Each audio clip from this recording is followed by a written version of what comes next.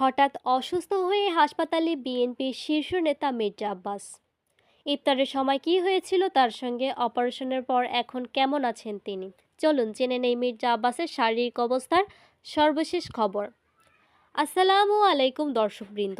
দেশের রাজনীতিতে আলোচিত নেতা এবং বিএনপির স্থায়ী কমিটির সদস্য মির্জা আব্বাসের শারীরিক অবস্থা নিয়ে এখন বিভিন্ন মহলে আলোচনা চলছে। জানা গেছে সম্প্রতি ইফতারের সময় হঠাৎ অসুস্থ হয়ে পড়েন তিনি। পরিস্থিতি গুরুতর মনে হয় দ্রুত তাকে রাজধানীর এভার কেয়ার হসপিটাল ঢাকা ভর্তি করা হয়। হাসপাতালে নেওয়ার পর চিকিৎসকরা তার শারীরিক অবস্থা পরীক্ষা করে একটি বিশেষজ্ঞ মেডিকেল বোর্ড গঠন করেন। চিকিৎসকদের পরামর্শ অনুযায়ী তার মস্তিষ্কে অস্ত্রোপচারও করা হয়েছে বলে জানা গেছে। অপারেশনের পর বর্তমানে তিনি চিকিৎসকদের নিবিড় পর্যবেক্ষণে রয়েছেন। পরিবারের পক্ষ থেকে জানানো হয়েছে আগের তুলনায় তার অবস্থার কিছুটা উন্নতি হয়েছে, তবে এখনও তাকে পর্যবেক্ষণে রাখা হয়েছে।